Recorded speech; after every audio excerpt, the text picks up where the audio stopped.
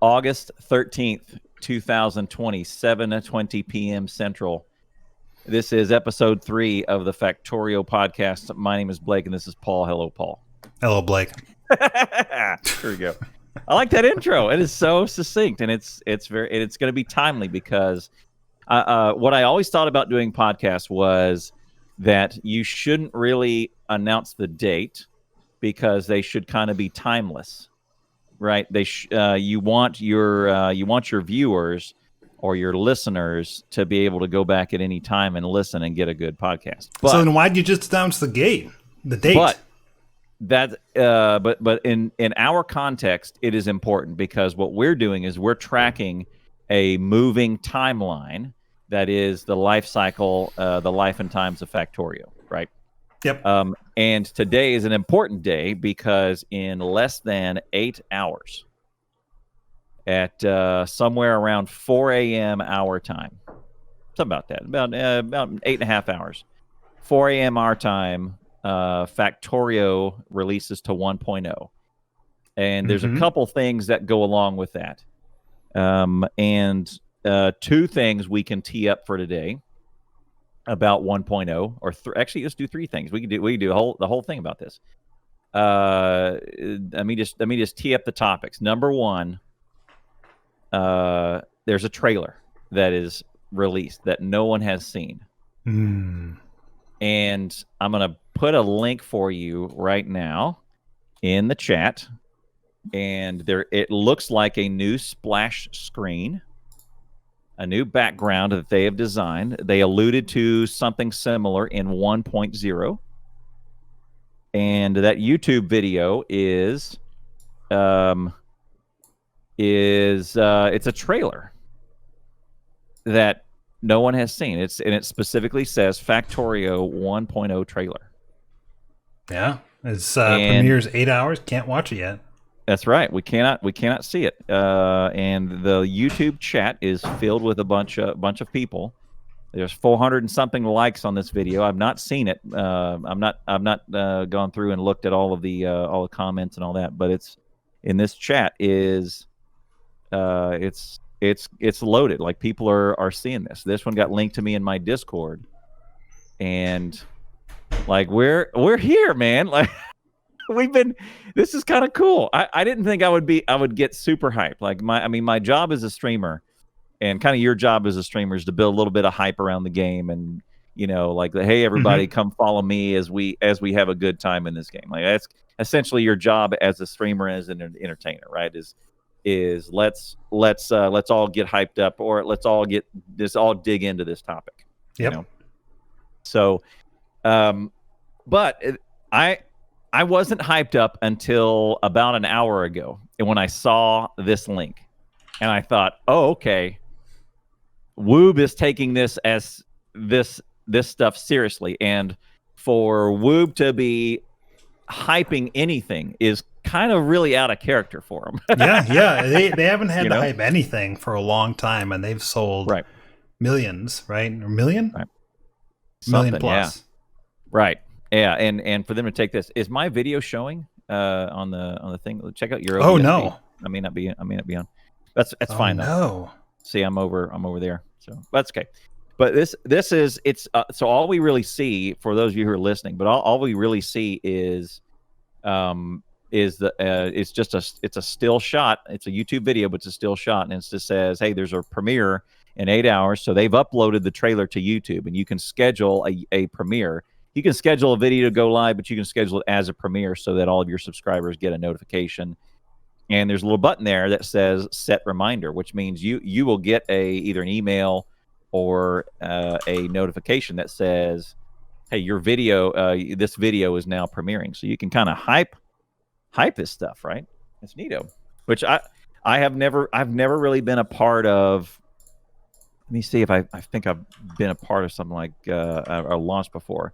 The only other thing that I've seen is like the Dragon launch for space. Like that was pretty hype on the modern YouTube. I think there was some Red Dead stuff too. That I think there was some Red Dead videos that were hyping up for that release.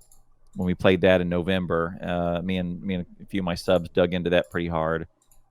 But this is pretty neat. I had actually forgotten that they were going to redo the trailer, and I think they only talked about that in the FFF maybe 8 FFs ago, if memory serves. It seems longer than that, but that seems about right. Where they were talking about the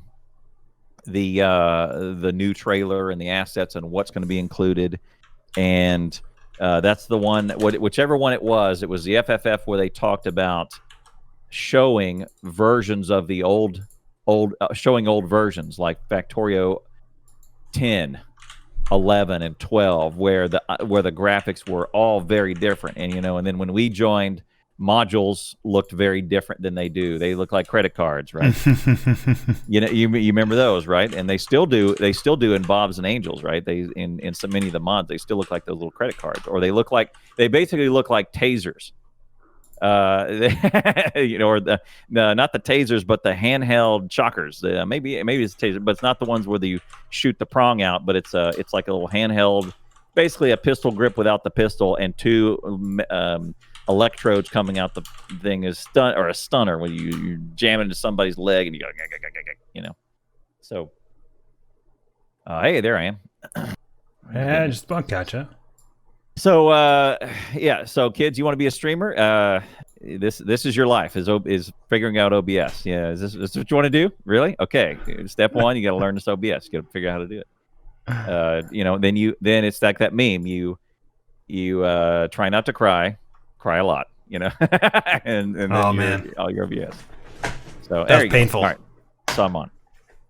But this trailer this actually got me hyped, and I thought okay, like we're doing this. This is great. And Woob's actually and to that end, to your point, 1 million copies, couple million. Well, I don't know how many millions copies, and they've done damn near 0.0 marketing, right? Really. Self-replicating hype is what it is. Right. It's automated. It's automated hype, right?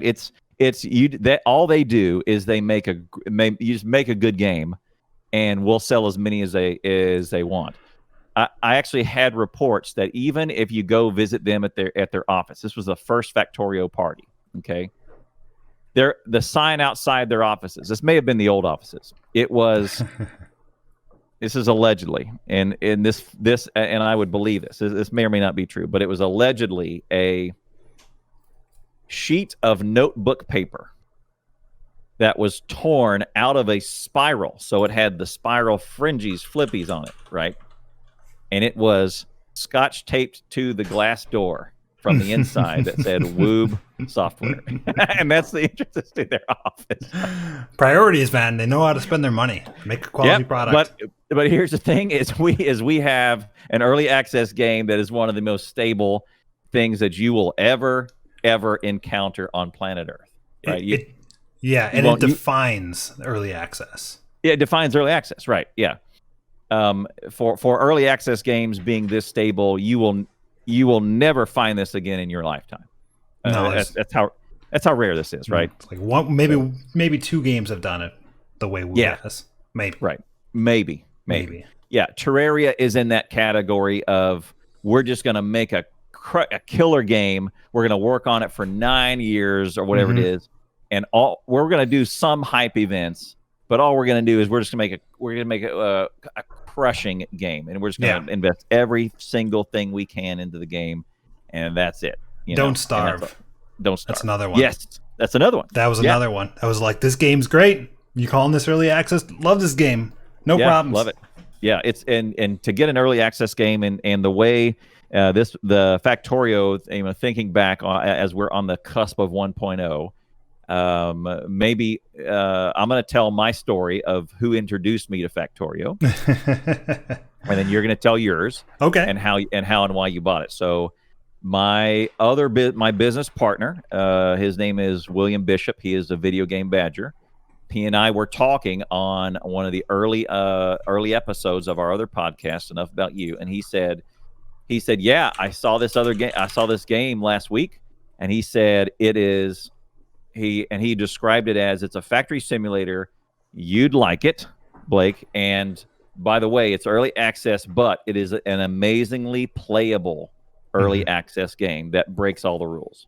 And I went, oh, okay. And he described it as amazingly playable. He sent me a link, and I typed it in, and I researched it, and I think I bought it that same night. It was $20 back when it was $20. Yep. And then off and running, and it was all over. The rest of my life was all over since then.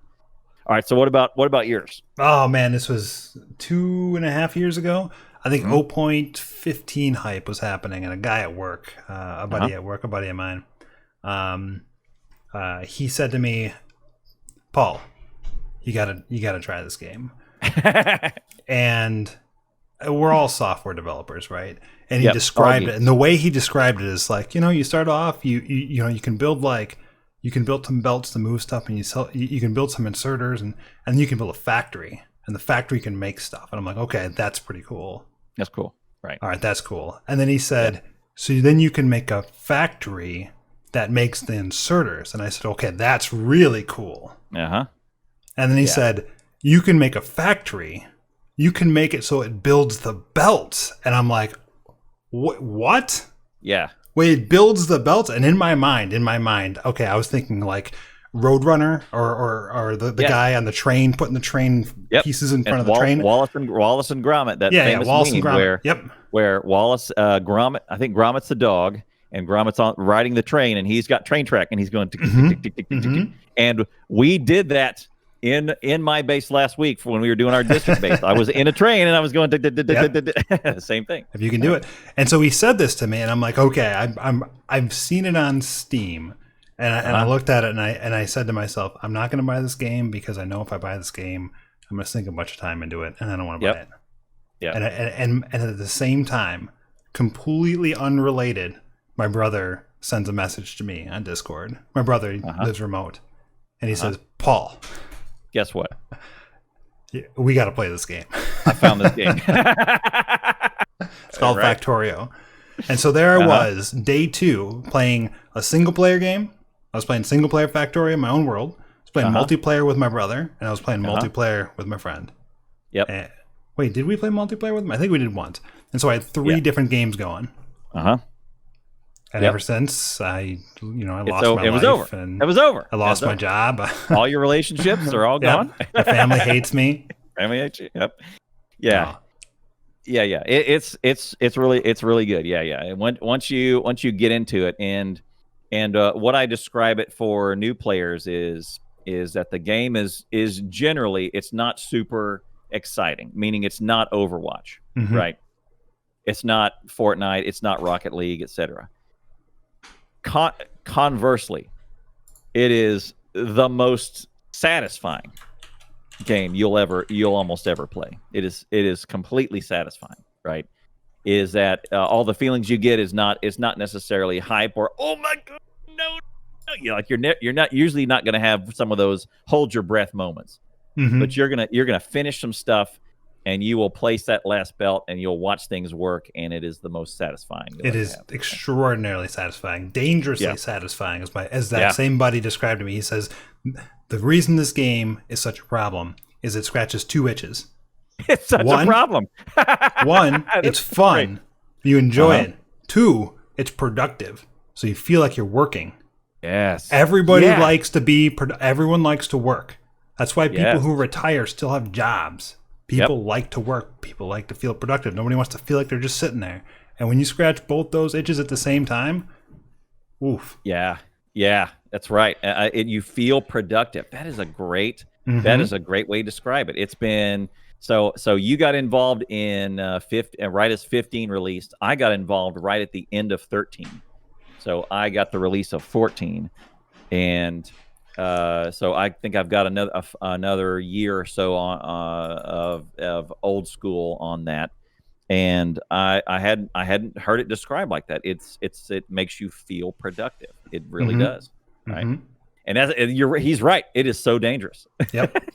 There's other games that hook you, like World of Warcraft, but they're based on a different type of grab. They use the Skinner box grab, where they give you a little bit of reward and then they give you less reward less frequently to make you play more.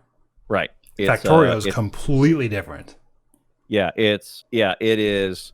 It is steep rewards at first, and then it's asymptotic, right, as you go on. It's like Path of Exile, right? You're trying to get that next piece of loot when you're level 225. Yeah. It's like it takes hours to get one thing. Right. Yeah, but I don't know. Thinking about it, Factorio's kind of nice and almost at some points it's exponential, right? Because once you unlock bots, it's pretty like, oh my goodness, that is exponential, right? And then as you start to progress, it's fairly linear, and then there are these. I want to say there's hockey stick moments, or there's step changes, which are pretty important. Instead of going like just nice and slope equals m equals 1, right? There are some points where it's like that early on, and then there are big step changes, or a big step change, or it goes up like a hockey stick where it really takes off. And something like you unlock steel is a pretty good one, or your first one is kind of steel once you get that going, because that unlocks like some military. Oil's a big one because it unlocks all the chemicals and some of the nastier military. And then right after chemical science is bots, and that is 100% an exponential pop, right? Oh yeah, that makes you feel like a whole new game, new challenges, new ways to solve problems. You're cutting and pasting a lot. You got a lot of options if you figure them out. A lot of players never even build bots. They just I don't need them. It's overwhelming. It's just like nuclear. The chance of a new player using nuclear on their first base is like 0%. Right. People look at it and they're like, this is too complicated. Yep. So here's one. Let me do a store. I'm going to look up this link, and I'm going to point you to the Factorio achievement page, where you can see who all has done what. Steam achievements, and you can look at global achievements. And let me see here if I can find that. Here we go. View all 38 achievements. So I'll put this link up for you. And I go to this page all the time. And this tells me about player behavior. So I want you to give us a prediction to see what is going to happen with this, because I have watched. Let's save this. Yeah, save the screenshot, save this. Right? No, you just save as. Save as? Oh yeah, okay. Yeah. So check this out. I have watched. If you scroll all the way to the bottom of how many people have launched a rocket, and that is, I think that's one's called "Smoke Me a Kipper" for breakfast, and that's 16%. So near the bottom. Oh, it's like and it halfway. Finish the game, okay. What I should say is this is Steam only. It does not count the 8% who have bought the Factorio.com, or I don't know, it's less than 8%. Right. It is representative of 90+% of the population, right there. And I would wager that the 8 or so percent, I don't know what the percentage is. I think they said it in one of FFFs. Overwhelming majority they sell copies have been sold on Steam. I would wager that those who bought it off of Factorio.com have a higher percentage of completion than the Steam does. Yeah. Because for you to leave Steam and go find a .com and make a DRM free purchase and do all of that, that's a level of commitment up. So if I were to take these same achievements and apply it to the non Steam players, these would likely be higher, right? Yeah. So you're predicting that this is going to go way down. I don't. Well, it is, right, because there's going to be an influx of new players. It's going to saturate the percentages. Blah blah blah. Assuming yes. Assuming we have a pretty big thing, right? Yeah. So hype train new on Friday. All right, I did about future news. Right. Okay. I want to make sure someone wasn't going to correct me in chat. Yeah. Odaba had a good point too, and this is one we always kind of forget, is that if you use any sort of mod, you don't get any achievements. So a lot of people like to just throw in a quality of life mod, Squeak Through, or Yes. what's the one that shows you the bottlenecks? It's called Bottlenecks. Oh yeah. I think it's Bottleneck. Yeah, but it shows you when factories aren't working. Yeah, something like that. You see those all the time with new players. And many players will go in here and go, night sucks. I can't see. Mod, and they'll immediately go for a light mod. Night vision, though. Yeah. It's called Bottleneck. Okay, yeah, there you go. So, yeah, they'll go, and they apply a mod, and then they never look back. And then as soon as they hit that apply the mod, their experience is good. And then achievements are off the table. So granted all of that. So I would say this is representative of probably high 80s, 90s percentage of players, right? So you have to factor out the .com purchases, factor out the modders, factor out all those sorts of things, right? So you could just say somewhere around 15, 16% of players have finished the game. So 1 out of 6 or 7, right? 6. 1 out of 6. Yeah, it's 6. If it's lower, 1 out of 6, 1 out of 7, right? If it's a lower one, right? You would say that they or that don't count in this. 1 out of 6 players has finished it. Now, I've watched that Smoke Me a Kipper go up very little over the time. The one that has gone up a little bit that I notice all the time, you scroll all the way to the bottom, the very last one is the speedrun one. There's no spoon. There is no spoon. When I started, the day I bought Factorio, I looked at these. It was 1.1%. Ooh. And now it is 1.6. And it does may not seem like much, but that's a like a 40% increase, right? In the number of Steam players who have done it faster, right? I've watched the Smoke Me a Kipper one change very, very little, a very small percentage change. But there's a lot of folks who are, all right, I'm gonna do this thing, right? Yeah, and there's always new players too that are bringing that number down, and on average, more newer players are doing this, which is weird because it used to be easier. So in 14, I think it was 14. I'm not actually this old. I'm young. You're the old man here. In 14, there was no purple science, was there?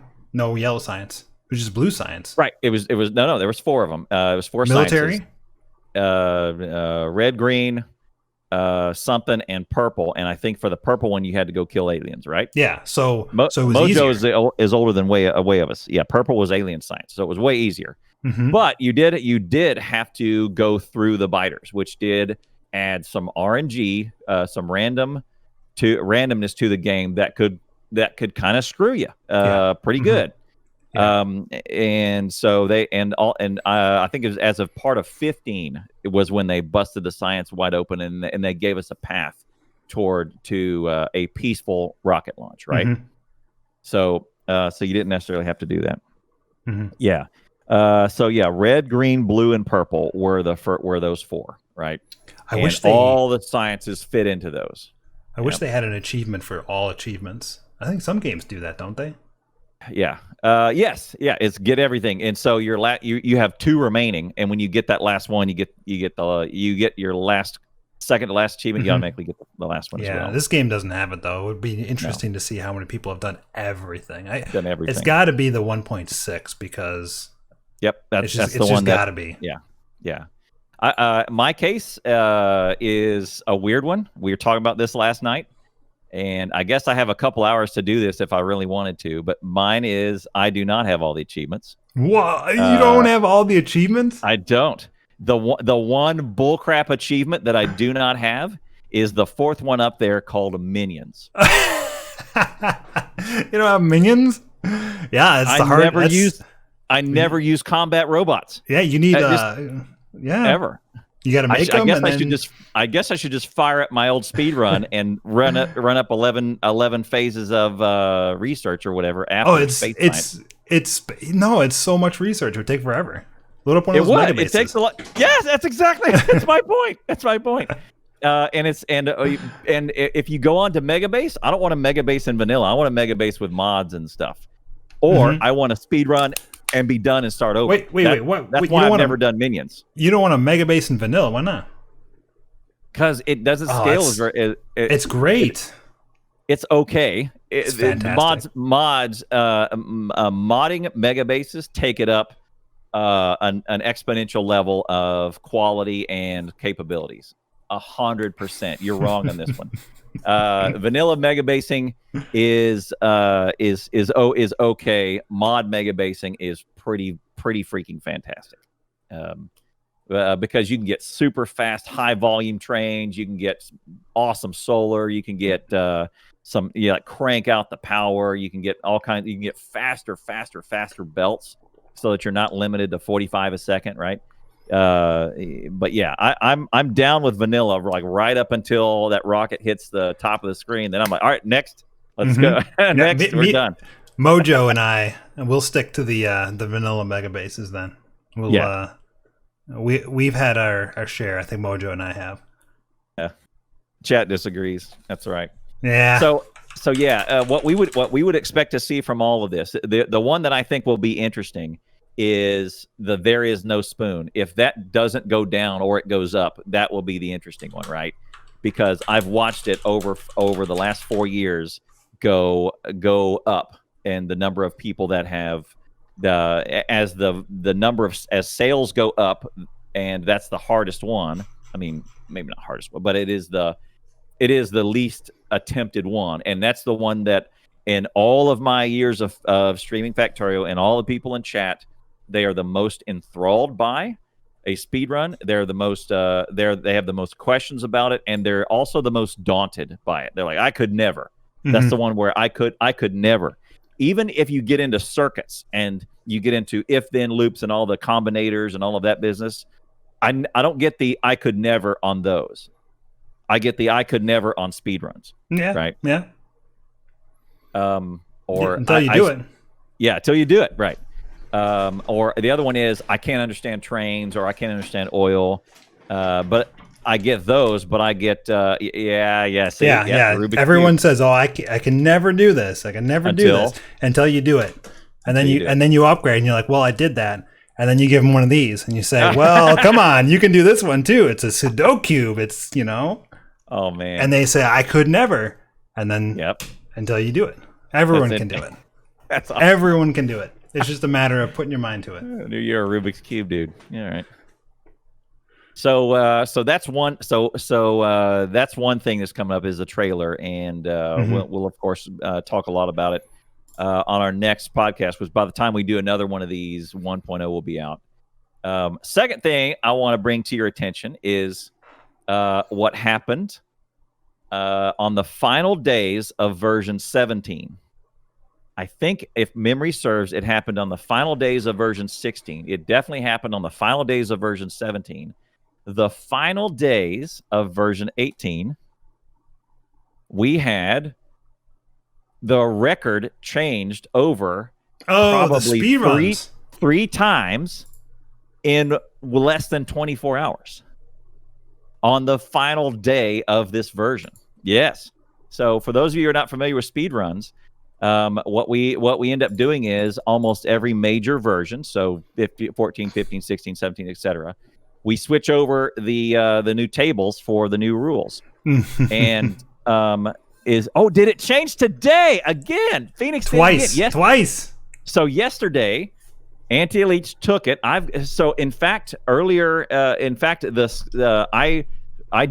pulled up speedrun.com at the beginning of my stream today, and I've still got it up. The world record was 1:46:12, 1 hour 46 minutes 12 seconds for any percent. Phoenix was in second place by 16 seconds. Now, at the end of my stream, so less than say 8 hours to go, or 8 hours left. It is now Phoenix has now taken the record by about a minute and a half, 1:44:56. So minute look at 20. That. Minute 14, 16, minute 16. Yeah, there were. I remember for version 17, the exact same thing happened, where we were waiting on Factorio or on Woob to release version. It was either 17 was coming, or it was 17.60. My memory is not clear which one, but the record, it was Ante and Nephrem's were exchanging them during their streams. That's it was 16 waiting for 17. Yeah. And for some reason, all these freaking speedrunner procrastinators just wait until the last second. Waited till the last possible day to go, all right, fine, I'll just shatter the record, no problem. And look at Phoenix's 144. Like, imagine how fast that is. Your world record held for about 3 months after you took NARFs, so I'm looking at 7th and 8th place now. Shave off almost, it's 29 and a half minutes off of that pace to launch a rocket that much faster. That is insane. That is so good. But it always goes lower. It's always going lower all the time. Right. It's always. Look at that jump though.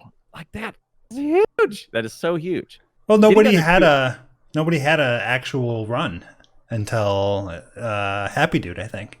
Yes, Happy Dude came up and beat you. He actually got you pretty handily. Like, he shaved upwards of 10 minutes off. And I think he was one of the first ones to go under 2 hours, which was super impressive. Right. He was he did some great things, and Nephrem's just passed him. And then I would say within the last month or so, here come 4 or 5 new world-class speedrunners. PETA, Maker, Phoenix, and several of those was first under 2 hours. Yep. Yeah, Happy Dude was first one under 2 hours, and that was 5 months ago. And then for some reason, I don't know what it is about the speed runs. Is like they know they have a deadline, and so I mean, maybe that's human nature. Is maybe the deadline. And, same with a research paper, same with coding, same with all that. You're like, okay, I'll just fine. I'll quit procrastinating and I'll knock it out. And then Thursday before the Friday it's due, it's just here we go, and now we're going to turn out product, right? So. Yeah, that must be. I don't know. I never was doing it like that. I never speedran at the end of a version. Yeah. I don't know, but for some reason, and I mean the common thread among all of this, who seems to be in that damn mix the whole time, is I think he's the greatest player of all time, is Ante Elites. I mean, he's always in that mix and always in that hunt for, and always involved on the last day. Yeah, it's always there. So maybe there's something around taking down the king or something. I don't know. Well, the king is Phoenix. The king is now Phoenix, 8:33, right. 1 hour, 44 minutes, 56 seconds. 144, man. All right, so I think they have 4 hours, 8 hours. 8 hours. It's 8 hours till the premiere. So they got to get at it. Are they streaming now? Who's online streaming now?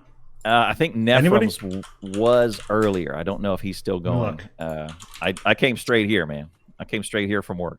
Maker. Any percent speedrun practice. He's good, man.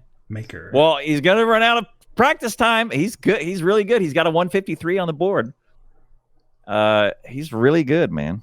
Yeah, I haven't watched his runs. Yeah, I would recommend watching Phoenix's. Anthony and I were talking yesterday.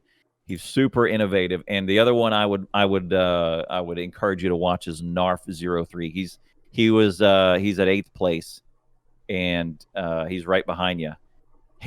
His are so unique. He goes right to left.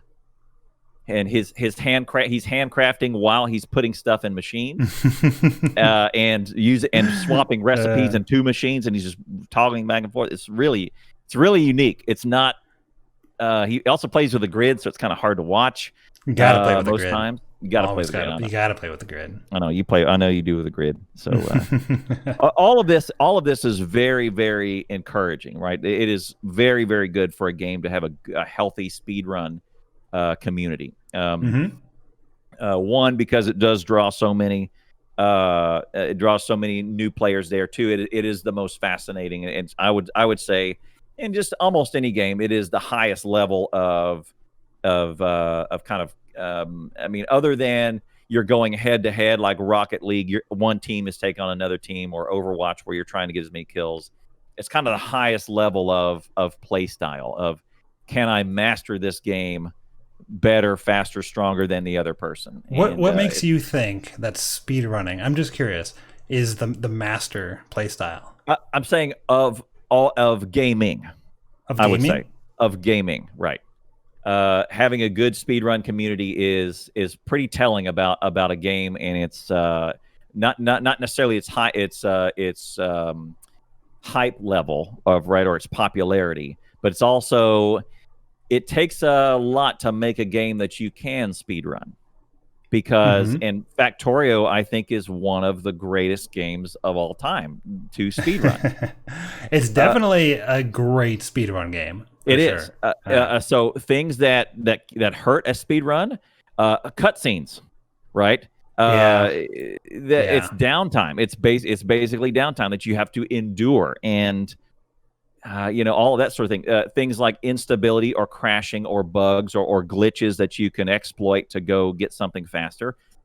We have, in all the years I've been following Factorio speedruns, there's one corner case that we found, and it was a guy named Winter was doing one for the There Is No Steelax speed run, who found a thing about blocking your inventory and having some faster craft time on Red Science, I think. Yep.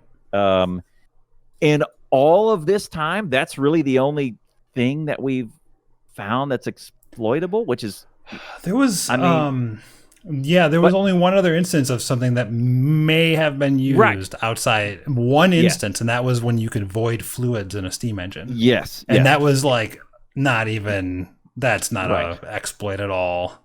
That was more like a feature. Right. And so think about that. Think about all the other games. So something like Half-Life or Portal or Half-Life 2. You can those speed runs. I think it's like 17 minutes is the world record for all of Half-Life 2 or Half-Life 1, is because you can warp through the world. Okay. Right.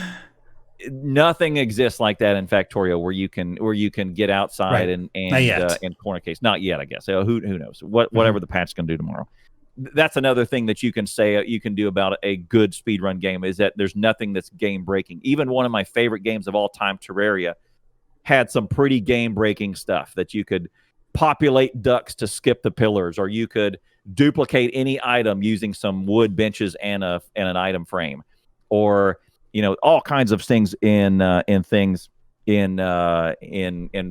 where it's normally around a 6-hour thing to the end of Boss Moonlord. They were doing it in 45 minutes because of some game-breaking stuff, right? A lot of people like the game-breaking stuff, though. Right. It's pretty hyped up in a lot of games. Right. Like the people who, overwrite the memory by doing certain things and then jump a certain way to execute code that they put in there that allows them to do stuff. There's a lot of engineers who are like, "Oh man, that's so cool." I don't know. Yeah, I'm not interested in it, but the other one is a lot of it is there's a level of RNG that is acceptable versus not acceptable.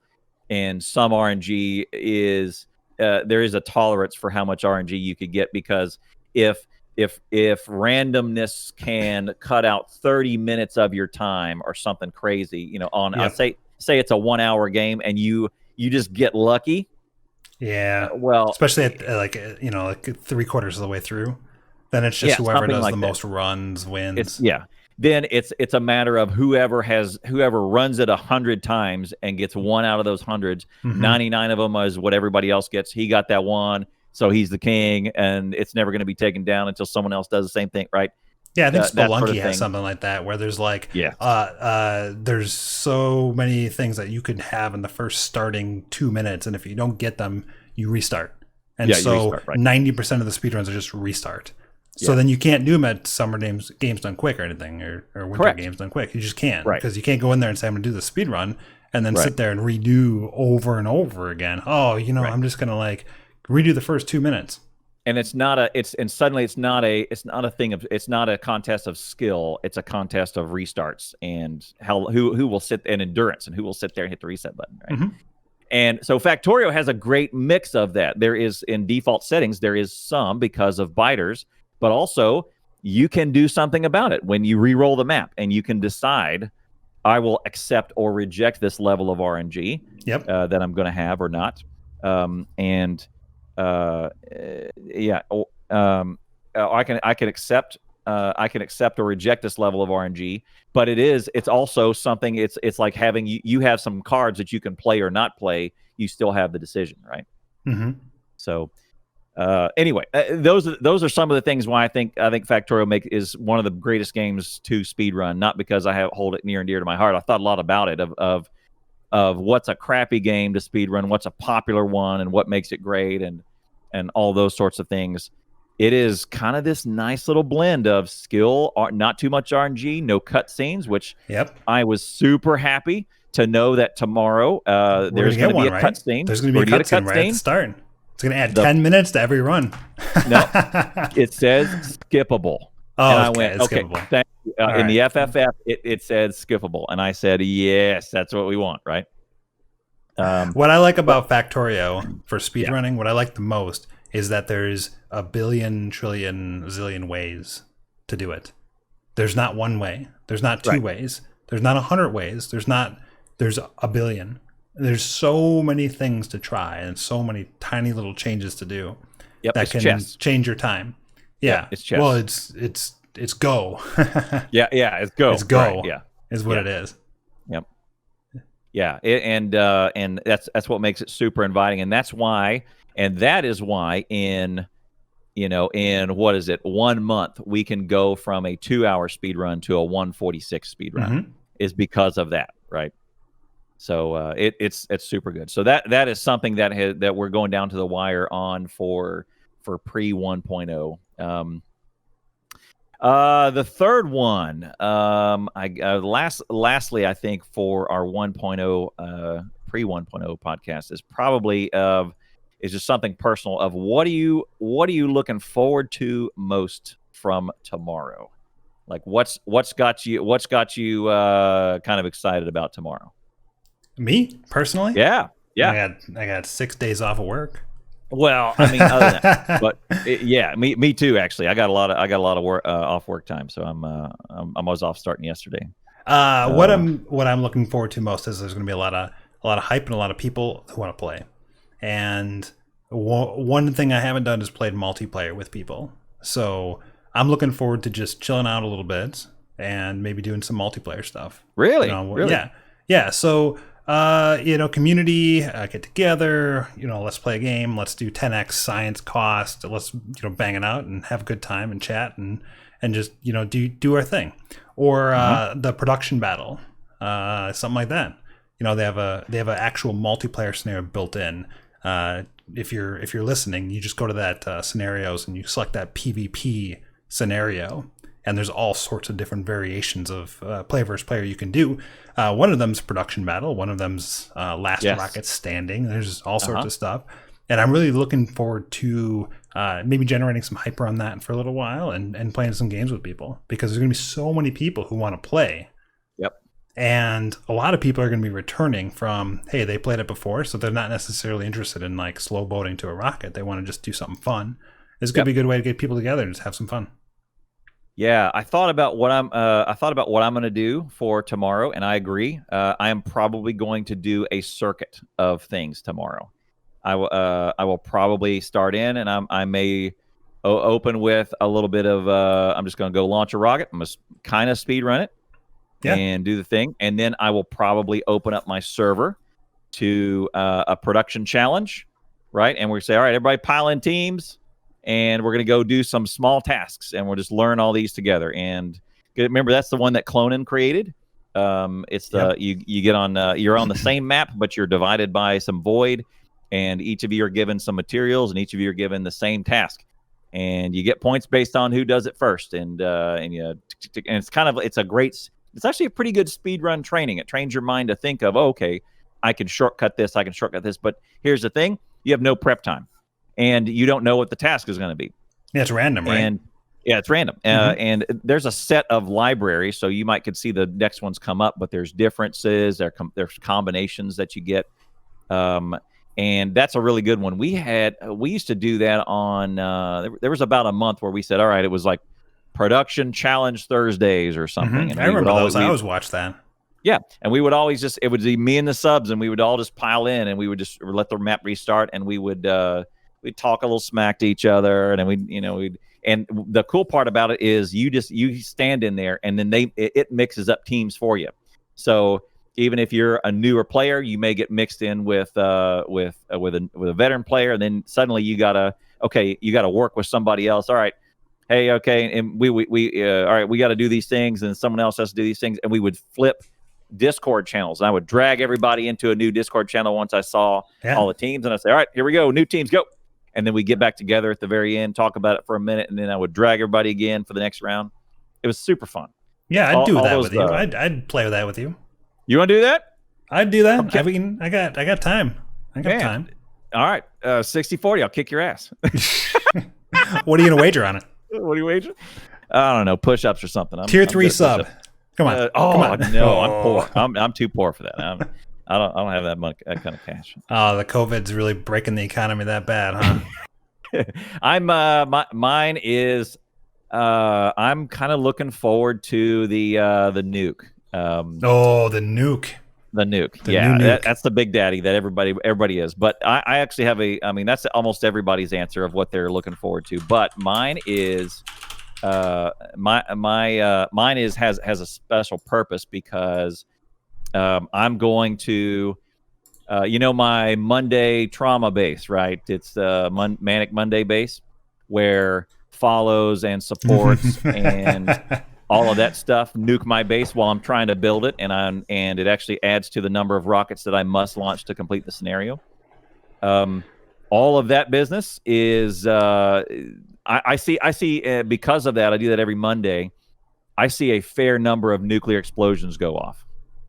And I'm actually looking. That's the one you're showing right now is not the final one. That's a elementary one. See, that's See, then the invisible line was what they were showing. There's the pillar explosion, and then the invisible line going out. But then this one also, I think it also in the internal ring clears the trees clears cliffs, a couple of cliffs as well. Yeah, I see that. And if you keep scrolling down, they give you a preview of the final one, or of the new outside cloud. They also give you the there's now going to be some scorched earth in the middle, where you won't be able to build, or there's going to be a permanent black mark. I don't know if you won't be able to build, but there'll be a permanent black mark on the map. Permanent mark? Yes. That's concrete's going to have a use. Okay, so what happens if you nuke concrete? Nothing. It's concrete. Does it tear up? Does it tear up concrete? Isn't concrete like beat nuke? But okay, so like rock paper scissors beats nuke, right? So, paper rock scissors, right? So no. So here's dirt. I nuke it. I get a black spot. I can put concrete over it. What if I nuke it again? I don't think nukes hurt concrete. Okay. I don't know. Nukes hurt dirt. They hurt rock. They hurt dirt. You're right. I don't know. They break cliffs.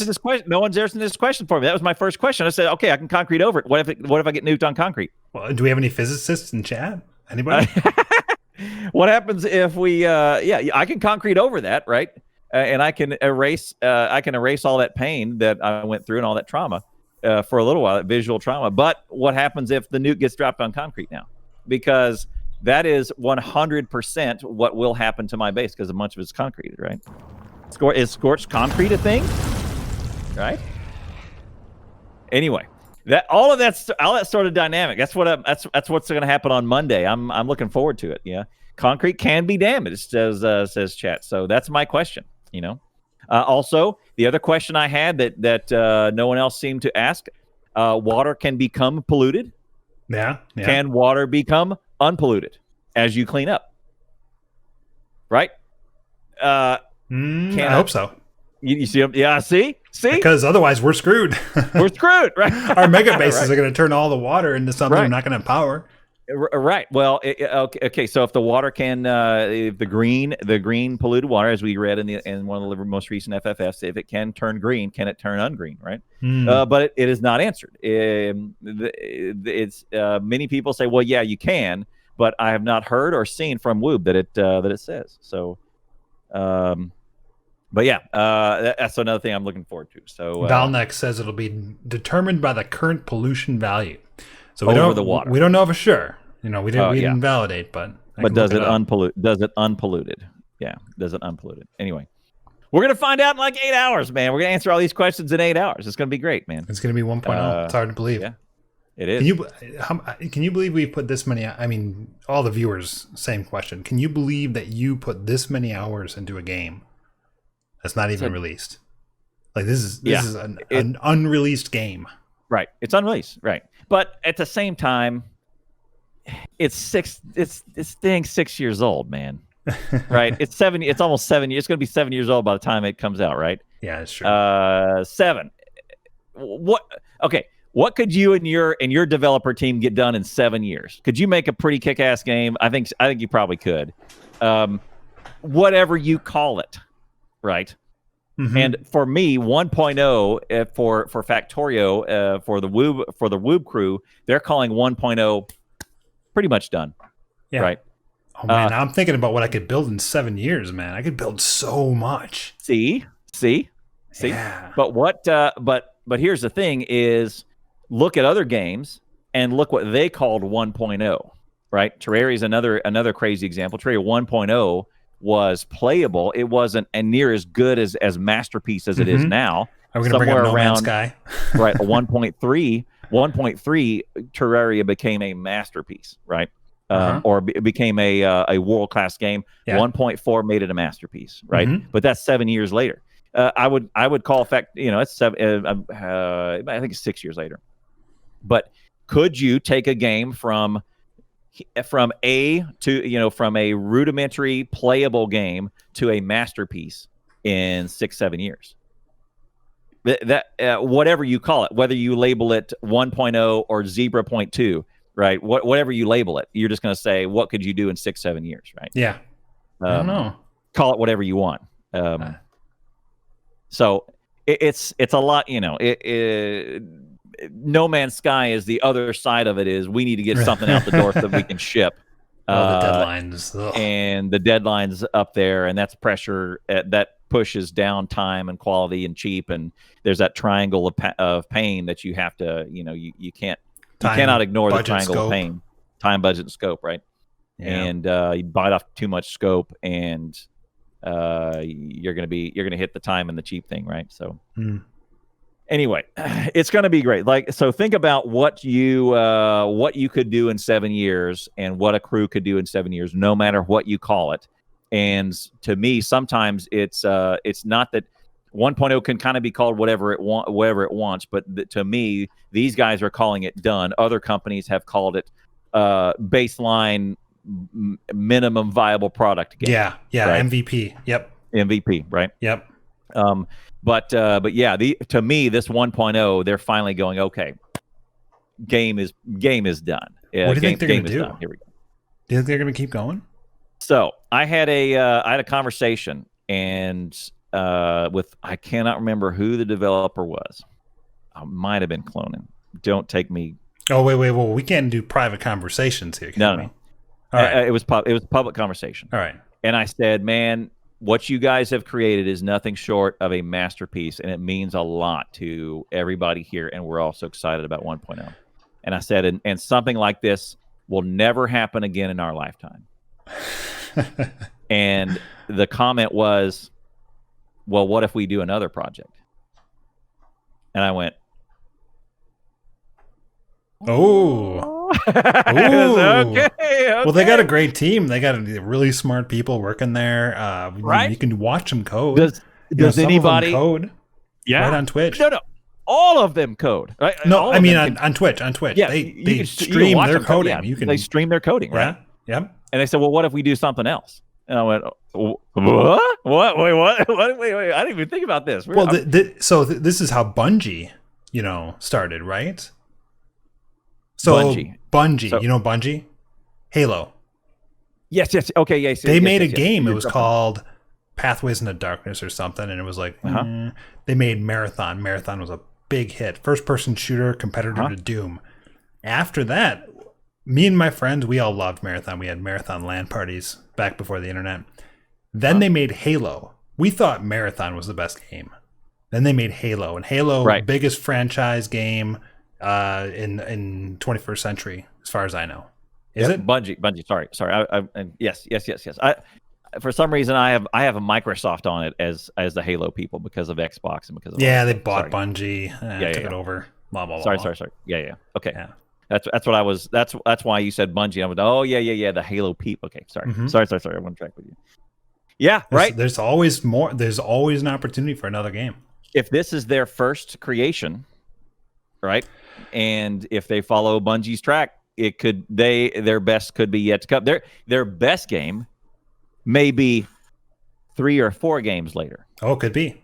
Right? What they got to You know do what I'm though is they got to have enough runway to make the game. I don't know if they do. I'm not going to get into the financials of Factorio. We all know they charge $20 to $30 a game now, and they sold millions of copies. You can do the basic math, but they've also been working on it for 7 years, right? And that costs money.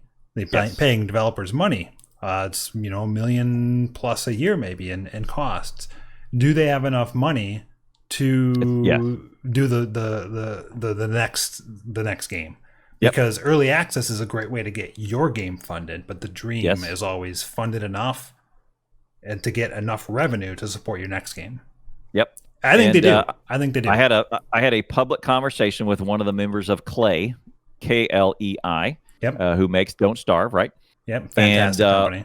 And it was us and a big group of people, and he says it's no secret that Don't Starve is the tentpole, and Don't Starve and all of its DLC and they say that brings in a bunch of revenue. Don't Starve allows us to do all of these other games and try all these other things. That's the one we keep going to pay for everybody's salaries, and we stay financially solvent that way. And then that allows us to try other things like Hot Lava and like Auction Not Included and all these other types of cool games that you like from Klei. But he says, hey, the one that brings in the money and keeps everything running and keeps everybody is Don't Starve, right? That's the one that keeps everything going. So they say we have X amount of resources dedicated to that, and then we have X percent that is dedicated to all the other venture stuff. So you're correct. What if they stay together? What if Factorio becomes the tentpole? That tentpole that they say, okay, what else can we do? Can we afford to do some venture money and get some venture runway on another idea I've got in the back of my mind? What do we want to do, right? I hope so. Man. I love this type of game, and not many games out there that the engineering gamers really love. Not many companies make those games and then complete them and then move forward to make another game. The genre is not that big, and even I'm gonna do this. The genre is not that big of these types of games, and the ones that are world class, that are good or great, is even smaller. Yep. Right. Putting all of that polish and all of those sorts of things into Factorio makes it a masterpiece. You and I spoke on one. I think we were doing one of our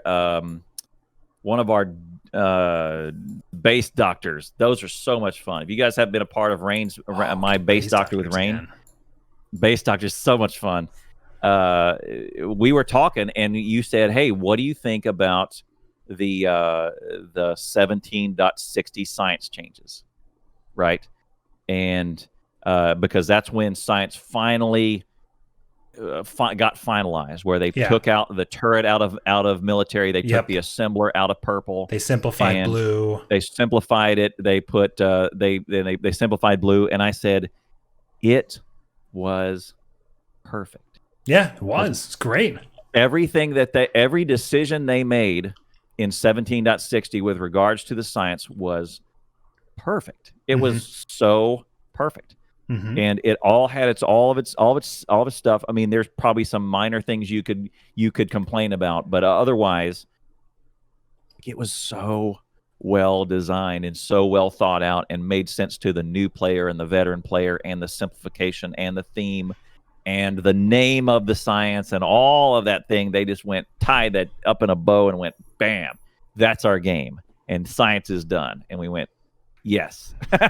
Yeah. Let's do it, man. It was great. It was a great moment, man. It was great. I still think there's things that they could do. There's always something you could do. There's a couple topics that I could talk about there. Bob's and Angels. They let Bob, and they let Angel, and they let Panadon, and Yuki, whatever Yuki Industries. They let all of that sort of stuff. I'm talking about biters. Yeah. The biters. Yeah, of course. They let all those guys do that stuff. Yeah. There's room for embellishments in the biters. That maybe we'll have them open up a forum. Maybe we'll have them open up a forum for game number 2, and maybe we'll explore it. They could do DLC with biters, right? They could totally do DLC. Like, okay, you're on a different planet, all new textures, all new enemies, all new biters. $5. $5. I'm paying. I'm paying. Where's my credit card? I'll get it right now. $5. Pre-order, right? You kidding me? You kidding me? I pay way more for the Avengers, and that's only 2 hours. I'm paying $5. Let's do it. And it's Woob quality, right? Yep. And everybody's Woob quality type of DLC, super stable, polished, just super stable, polished, well thought out, done. $5, bam, let's do it. Right. Yeah, it's really good. And that would keep that runway going for a good while longer, while they could make if they may want to make game number 2. So they could do a lot of embellishments there to float some money, support the next game. I hope not Clonin, Kovarex. I hope Kovarex has it. Yeah, it sounds like when he had the success of this company go for as long as it did, he kind of you can read it. It's in the Friday Facts. It's a great read. Heartfelt, passionate, just very, very human reaction to the whole thing. He gets some burnout. He wants to spend time with his family, and he gets reinvigorated. I hope he has that inspiration to jump into another project. It's not easy. Yep. It's got to feel daunting, but it's not easy. But I think he's got the mind to do it, and he's got the leadership to make it happen. To complete it. By the way, he's got a kick-ass team, right? Yeah, he does. Phenomenal team. Straight up, the team's kick-ass. Every one of them who has endured this long and has been part of the Factorio process, and you think about that, even as that one Reddit post that I made. Or that actually Bluestone made. It was a postulate that I had in my stream about the timing of the FFFs, and it really revealed Clonin and the changing of their internal processes to survive this long with the leadership, with the communication, with the just straight up upside down. We're going to completely change the approach of how we're doing it.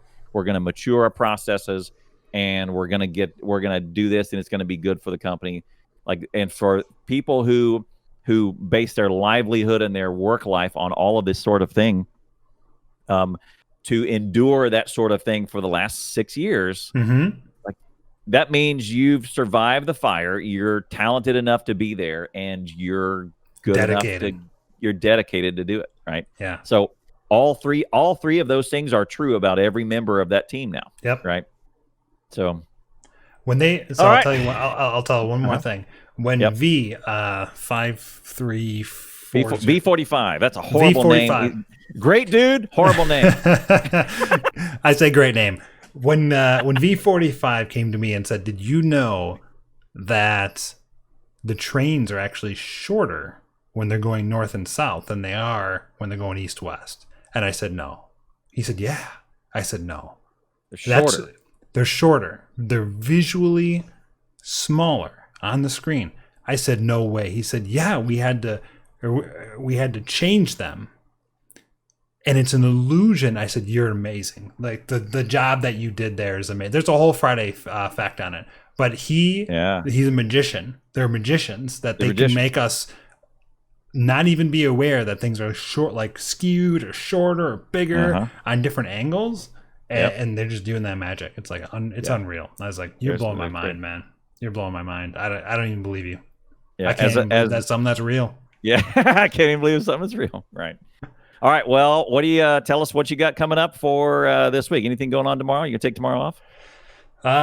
Well, I'm streaming some C Block, and tomorrow is the launch day. I'm going to be here Tomorrow's like launch day. everyone else. The whole Yep. Factorio community, every single person is going to be streaming YouTube Hope so. or whatever. You're going to have every single person who's ever streamed Factorio here streaming, plus all the big I names. plus big names. You're going to Yep. have a lot of people who are big names coming in, thousands of viewers pulling them into Factorio. Yep. It'll be a good time. There's going to be a lot of It'd be a content good to time. watch. Yeah. I'm just gonna launch Rocket.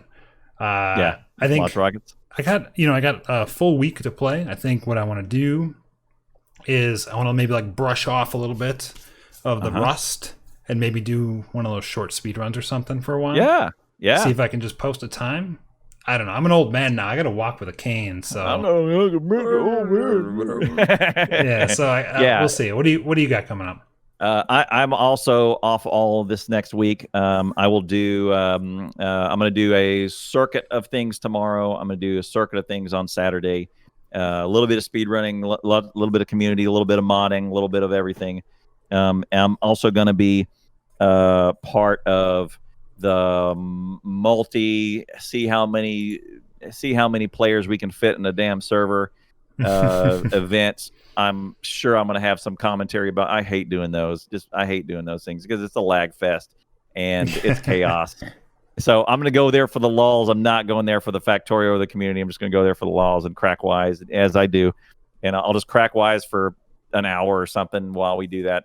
No gameplay, none of that business. We're just going to crack wise. I may shoot some people or hit some people with cars. I don't know, but I'll be doing that. You got to be base doctor, man.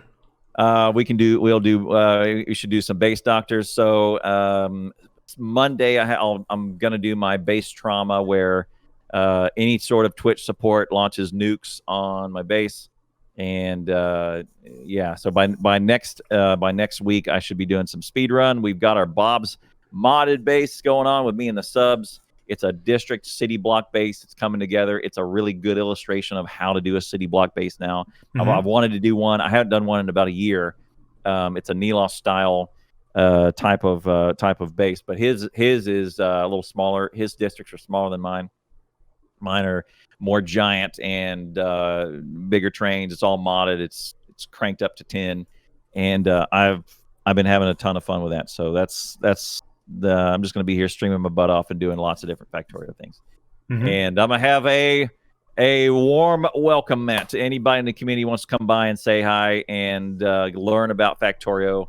You can go to any of these channels. If you're brand new, I'll actually take time and stop, and we'll do a build on the screen, or we'll look at menus, got a bunch of YouTube videos, all that other good stuff, to just have that welcome out to the Twitch community. And my community and the Factorio community is all welcome for everybody, whoever wants to join. Aquin, all right. Thank you very much for that 1,000 bits, man. I got my notifications turned off right now, but I really appreciate that. We'll play that in a little bit. Yeah, thank you, man. So, by the way, thank you for being here for Factorio Podcast, episode number 3. If you want to be part of this, make sure you follow Rain9441. You can be part of this live. You can watch us do this live. Make sure you have a follow. Turn on those notifications so you get a notification. We do this on live on Rain's channel. You can be in the chat. You can hang out. You can provide commentary or correct us when we're wrong. If you have a question about anything or any of the links that we've posted, you can look in the description below. Leave us a comment. Let us know you like it. Hit that like, subscribe, ring that bell so you get notifications as soon as we post a video. Thank you so much for your support. Thank you for everybody in the live who've been part of the live audience today, and we will see you next time. Happy 1.0. Happy 1.0, man. Have a great launch.